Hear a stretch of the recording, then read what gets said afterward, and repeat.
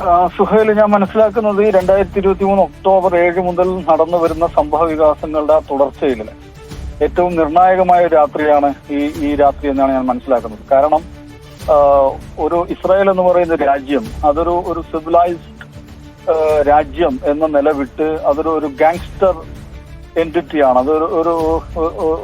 ഒരു ശരിയാം വിധത്തിലുള്ള ഒരു ഗുണ്ടാ സംഘമാണ് എന്ന് അവർ തന്നെ തെളിയിച്ച ഒരു ദിവസമാണിത്.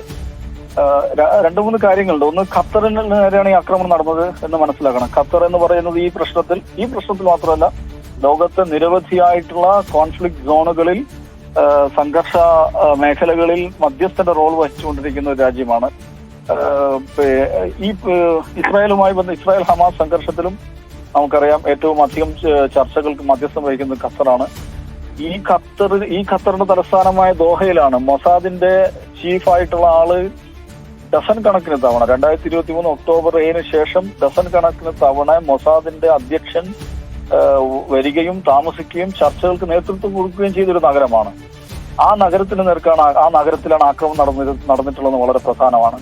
ആക്രമണം നടന്ന സന്ദർഭം കൊണ്ട് നമ്മൾ മനസ്സിലാക്കണം, ഹമാസ് നേതൃത്വം അവർക്ക് മുമ്പാകെ വെച്ചിട്ടുള്ള ഏറ്റവും പുതിയ പ്രപ്പോസൽ, ട്രംപിന്റെ ഭാഗത്തു നിന്നുള്ള പുതിയ പ്രപ്പോസലിനെ കുറിച്ച് അവർ ചർച്ച നടത്തിക്കൊണ്ടിരിക്കുകയാണ് ഈ ആക്രമണം ഉണ്ടായതെന്നാണ് അൽ ജസീറ അടക്കമുള്ള മാധ്യമങ്ങൾ റിപ്പോർട്ട് ചെയ്യുന്നത്.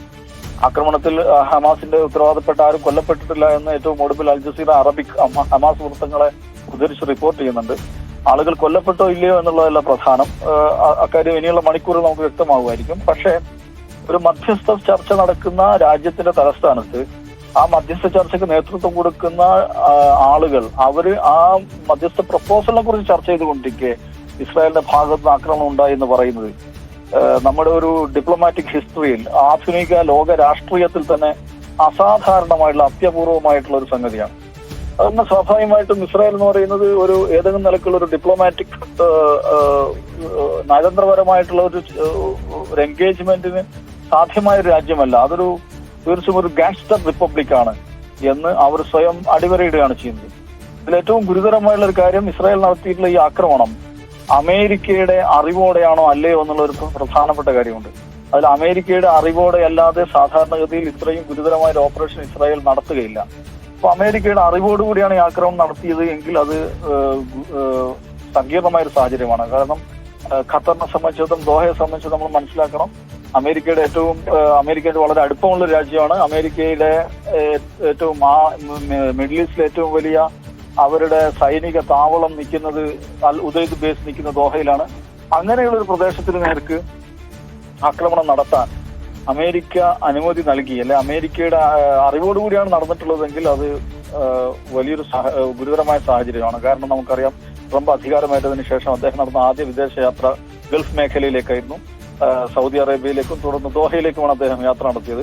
അപ്പൊ എല്ലാ നിലക്കും അമേരിക്കയുടെ സഖ്യരാജ്യമായിട്ടുള്ള, അമേരിക്കയുമായിട്ട് വളരെ അടുപ്പമുള്ള ഖത്തറിന് നേരെ ആക്രമണം നടത്താൻ അമേരിക്ക അതിന് അനുമതി നൽകി, ഗ്രീൻ ലൈറ്റ് നൽകിയിട്ടുണ്ടെങ്കിൽ അത് അമേരിക്കയ്ക്ക് മിഡിൽ ഈസ്റ്റിലുള്ള വിശ്വാസ്യതയെ, നന്ന ചുരുങ്ങിയത് ഖത്തറിലുള്ള വിശ്വാസ്യതയെ വലിയ തോതിൽ ബാധിക്കും. ഇനി അതല്ല, അമേരിക്കയുടെ അനുമതി ഇല്ലാതെയാണ് ഇസ്രായേൽ നടത്തിയതെങ്കിൽ ഇസ്രായേൽ വളരെ എന്തും ചെയ്യാൻ, ഏത് നിലക്കുള്ള നടപടികൾക്കും അതിൽ യാതൊരു മടിയും ഉണ്ടാവില്ല എന്ന് അമേരിക്ക അടക്കം അവർ അറിയിക്കുകയാണ്. ആ ഒരു സന്ദേശം അമേരിക്ക കൂടി അവർ നൽകുകയാണെന്ന് മനസ്സിലാക്കാൻ വേണ്ടി വരും. എന്തു തന്നെയായാലും ലോക രാഷ്ട്രീയത്തിൽ അതിഗുരുതരമായിട്ടുള്ള പ്രത്യാഘാതങ്ങൾ ഉണ്ടാക്കാനിടയുള്ള ഒരു സംഭവമായിട്ടാണ് ഞാൻ ഇതിനെ കാണുന്നത്. അറബ് രാജ്യങ്ങൾ, പ്രത്യേകിച്ച് ഗൾഫ് രാജ്യങ്ങൾ ഇതിനോട് എങ്ങനെ പ്രതികരിക്കുന്നു എന്നുള്ളത് വളരെ നിർണായകമാണ്. ഈ പ്രശ്നം പരിഹരിക്കാൻ, ലോകത്ത് പല മേഖലകളിലും സംഘർഷം ഉണ്ടാവാറുണ്ട്. പക്ഷെ ഇവിടെ അങ്ങനെയല്ല. സംഘർഷം പരിഹരിക്കാൻ വേണ്ടിയിട്ട് മധ്യസ്ഥം വഹിക്കുന്ന രാജ്യത്തിനു നേരെ ആക്രമണം നടന്നു, അതിന്റെ പരമാധികാരത്തെ ലംഘിച്ചു, അതിന്റെ സോവറിറ്റിയെ ബ്രീച്ച് ചെയ്തു എന്ന് പറയുന്നത് അത്യസാധാരണമായിട്ടുള്ള ലോക രാഷ്ട്രീയത്തിൽ തന്നെ അപൂർവമായിട്ടുള്ള ഒരു കാര്യമാണ്.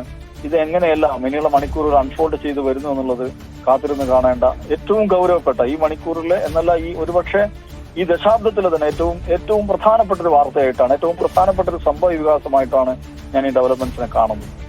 അപ്പോൾ രണ്ട് കാര്യങ്ങളുണ്ടല്ലോ. ഒന്ന്, ഇന്ന് നെതന്യാഹുവിന്റെ ഹിയറിംഗ് നടന്നുകൊണ്ടിരിക്കുകയാണ്. അഴിമതി കേസിൽ, ക്രിമിനൽ കേസിൽ വിചാരണ നടന്നുകൊണ്ടിരിക്കുകയാണ്. അത്തരമൊരു ഘട്ടത്തിലാണ് നേരത്തെ ഇറാനിൽ ആക്രമണം നടത്തുന്നത്. അതിനുവേണ്ടിയുള്ള ഒരുക്കങ്ങൾ നടന്നുകൊണ്ടിരിക്കുന്ന ഘട്ടത്തിൽ മറ്റൊരു കാര്യം, ഗസ സിറ്റി പിടിക്കാനുള്ള അവരുടെ അവസാന ശ്രമത്തിലേക്ക് കാര്യങ്ങൾ പോവുകയാണ്. അപ്പോൾ യുദ്ധലക്ഷ്യങ്ങളൊന്നും തന്നെ എണ്ണിപ്പറഞ്ഞിരുന്ന യുദ്ധലക്ഷ്യങ്ങളൊന്നും തന്നെ നേടാതിരിക്കുന്ന ഒരു ഘട്ടത്തിൽ അടുത്തൊരു ഒക്ടോബർ 7 വരുന്നതിന് മുമ്പ് ഏതെങ്കിലും ഒരു ലക്ഷ്യം നേടുക എന്നുള്ള കാര്യത്തിൽ ഹമാസിനെ പൂർണ്ണമായും നശിപ്പിക്കുക എന്ന ഒരു ലക്ഷ്യത്തിലേക്ക് നേടാനുള്ള ഒരു മുന്നൊരുക്കമായി ഒരു ഭാഗത്ത് ഹമാസിന്റെ ശക്തി കേന്ദ്രം എന്നവർ വിശേഷിപ്പിക്കുന്ന ഗസ സിറ്റി ഇല്ലാതെയാക്കുന്നു, അത് തകർത്ത് തരിപ്പണമാക്കുന്നു. മറുഭാഗത്ത് ഹമാസിന്റെ മുഴുവൻ നേതാക്കളെയും കഴിഞ്ഞ ആഴ്ചയിൽ വക്താവായ അൽ-ഖസാം വക്താവായ അബൂ ഉബൈദയെ കൊലപ്പെടുത്തി എന്ന് പറയുന്നു.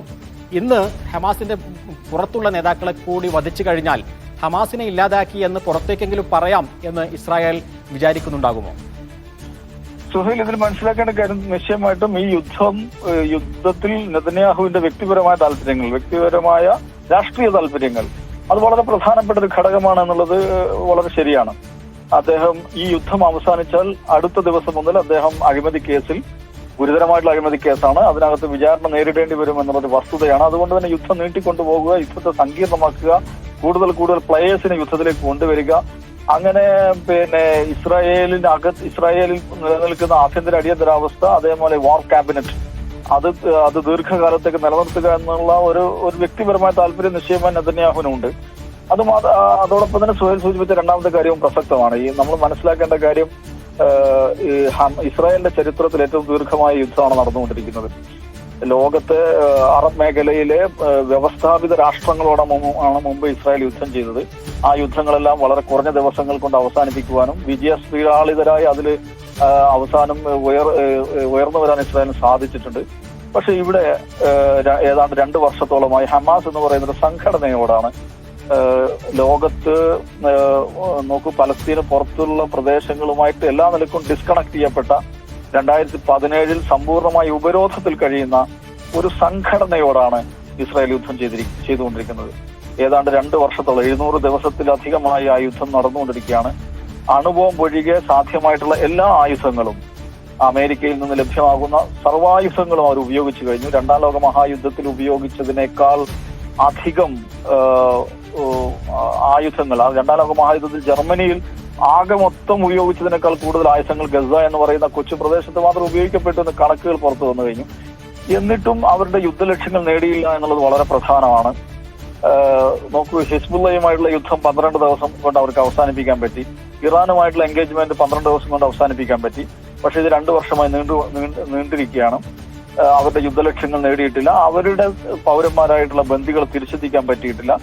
അപ്പോ ഹമാസിന്റെ ലീഡർഷിപ്പിനെ മുഴുവൻ നിഷ്കാസിതരാക്കി കഴിഞ്ഞാൽ ഞങ്ങൾ സമ്പൂർണ്ണ വിജയം നേടിയെന്നൊരു അവകാശവാദം നിശ്ചയമായിട്ട് അവർക്ക് ഉന്നയിക്കാൻ പറ്റുമായിരിക്കും. അതും അവരുടെ ലക്ഷ്യമായിരിക്കും. പക്ഷെ മനസ്സിലാക്കേണ്ട കാര്യം, ഒന്നാമത് ദോഹയിലെ ഹമാസിന്റെ ലീഡർഷിപ്പ് എന്ന് പറയുന്നത് അതിന്റെ പൊളിറ്റിക്കൽ ആൻഡ് ഡിപ്ലോമാറ്റിക് ലീഡർഷിപ്പാണ്. അത് പലസ്തീൻ ഭൂപ്രദേശത്തെ അതിന്റെ ഗ്രൗണ്ട് ഓപ്പറേഷൻസുമായി അതിന് ബന്ധമില്ല. ഹമാസിന്റെ രാഷ്ട്രീയ നിലപാടുകൾ, സാർവദേശീയമായ നിലപാടുകൾ, ബ്രോഡർ ആയിട്ടുള്ള പൊളിറ്റിക്കൽ സ്റ്റാൻഡുകൾ, പോളിസി ഫ്രെയിംവർക്കുകൾ അതൊക്കെ നിർണ്ണയിക്കുന്നത് നേതൃത്വം എന്നുള്ളതാണ് ദോഹയിലെ നേതൃത്വത്തിന്റെ പ്രത്യേകത. അപ്പം ദോഹയിലെ നേതൃത്വത്തെ സമ്പൂർണ്ണമായി നിഷ്കാസിതരാക്കിയാൽ പോലും അത് ഹമാസിന്റെ ഗ്രൗണ്ട് ഓപ്പറേഷൻ ഏതെങ്കിലും നിലക്കും ബാധിക്കാൻ പോകുന്ന കാര്യമല്ല. നിശ്ചയമായിട്ടും അവരുടെ ഡിപ്ലോമാറ്റിക് ഫ്രണ്ടിൽ അവർക്ക് തിരിച്ചടികൾ ഉണ്ടാവും. അവരുടെ പ്രധാനപ്പെട്ട ഡിപ്ലോമാറ്റിക് ലീഡേഴ്സ്, പൊളിറ്റിക്കൽ ലീഡേഴ്സ് നഷ്ടപ്പെട്ടു എന്നൊരു പ്രശ്നം ഉണ്ടാവും. പക്ഷെ ഹമാസിന്റെ ആക്ടിവിറ്റി, പലസ്തീൻ ഭൂപ്രദേശത്തിനകത്ത് ഹമാസ് നടത്തിക്കൊണ്ടിരിക്കുന്ന ആക്ടിവിറ്റീസിനെ അത് ബാധിക്കാനും പോകുന്നില്ല. ഇനി ദോഹയിൽ മാത്രമല്ല, ഹമാസ് ലീഡർഷിപ്പ് എന്ന് പറയുന്നത് ലോകത്തെ പല സ്ഥലങ്ങളിലായിട്ട്, ഇസ്തംബുൾ കേന്ദ്രീകരിച്ച്, മലേഷ്യ കേന്ദ്രീകരിച്ച്, അങ്ങനെ ലോകത്തെ പല കേന്ദ്രങ്ങളിൽ, പല ക്യാപിറ്റലുകൾ കേന്ദ്രീകരിച്ച്, പല നഗരങ്ങൾ കേന്ദ്രീകരിച്ചാണ് അതിന്റെ ഇന്റർനാഷണൽ ലീഡർഷിപ്പ് അല്ലെങ്കിൽ പൊളിറ്റിക്കൽ ആൻഡ് ഡിപ്ലോമാറ്റിക് ലീഡർഷിപ്പ് പ്രവർത്തിച്ചുകൊണ്ടിരിക്കുന്നത്. അപ്പൊ ആ നിലക്ക് മുഴുവൻ ദോഹയിലെ അതിന്റെ പൊളിറ്റിക്കൽ ബ്യൂറോയിലെ മുഴുവൻ നേതാക്കളെയും ഇസ്രായേലിനെ കൊല്ലാൻ സാധിച്ചാൽ പോലും ഹമാസിനെ ഏതെങ്കിലും നിലക്ക് തളർത്തുമെന്ന് ഞാൻ വിചാരിക്കുന്നില്ല. പക്ഷെ നെതന്യാഹുവിനെ സംബന്ധിച്ചിടത്തോളം ഹീസ് എ റെക്ലെസ് ലീഡർ. എന്തും ചെയ്യുന്ന, ഏത് നിലക്കും പെരുമാറുന്ന, അപ്രതീക്ഷിതമായി പെരുമാറുന്ന, നയതന്ത്രപരവും രാഷ്ട്രീയപരമോ നൈതികമോ ധാർമ്മികവുമായ ഏതെങ്കിലും ചട്ടക്കൂടിനകത്ത് നമ്മൾ ആലോചിക്കുന്ന, സാധാരണഗതിയിൽ ഒരു രാഷ്ട്രത്തിന്റെ തലവൻ ആലോചിക്കുന്ന തരത്തിൽ ആലോചിക്കാൻ സാധിക്കുന്ന ഒരു നേതാവേ അല്ല. അതാണ് ഞാൻ പറഞ്ഞത്, ഒരു മോഡേൺ സിവിലൈസ്ഡ് സ്റ്റേറ്റ് എന്ന അവസ്ഥയിൽ നിന്ന് ഒരു ഗാങ്സ്റ്റർ റിപ്പബ്ലിക് എന്ന തങ്ങളുടെ യഥാർത്ഥ ഇസ്രായേൽ അതിന്റെ എല്ലാ പരിധികളും ലംഘിച്ചുകൊണ്ടുള്ള ഒരു തെമ്മാടി രാഷ്ട്രം എന്ന് സ്വയം പ്രഖ്യാപിച്ചുകൊണ്ടിരിക്കുകയാണ് എന്നാണ് സി ദാവൂദ് പറയുന്നത്.